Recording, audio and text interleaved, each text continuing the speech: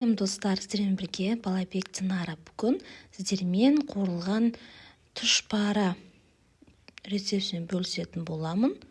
Немесе қуырма дейді көп жерлерде. Ұнап жатса, лайк басып, менің каналыма тіркеліп, қоңыраушаны басып қоюды ұмытпаңыздар. Сонда жаңа түскен видеоларды бірінші көріп отырасыздар. Бізге қажетті керекті заттар төменнен жазып қалдырмын. Сонымен қатар 200 мл вода, яғни суымыз қажет болады. Ерітілген сливочное масло, менде пампушканы ерттім, жақсылап суын кетіріп, үстіне қолының жұмыртқасы 2 жұмыртқа салдым, немесе магазин жұмыртқасы да болады. Біреу салсаңыздар да болады жұмыртқаны.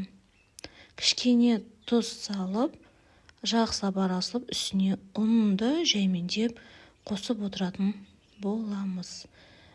Примерно ұнын 300-400 шамада кетеді. Осы сорт қолдансаңыздар, вообще күшті болып шығады қамырларыңыз бірінші сұрыпты.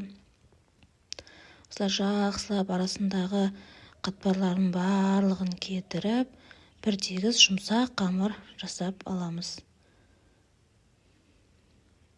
15 минут демалдырып қойып, қайта илеп, қайта осылай оқтаумен жұқа етіп, дөңгелек етіп жайып аламыз да, осылай жұқалығын кесіп аламыз.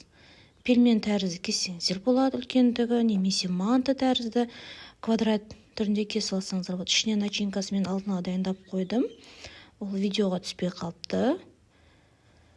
Тек қана картошканы пісіріп алып, үстіне бұрыш, тұз қосып қажеттілігіне қарай, немесе пияз қоссаңыздар болады.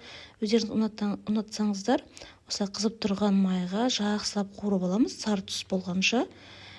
Осы рецепт сіздерге ұнап жатса, каналыма тіркелуді ұмытпаңыздар. Одан да бөлек басқа түрлі рецепттермен бөлісіп отыратын боламын. Осылай жасап көріңіздер. Астарыңыз дәмді болсын.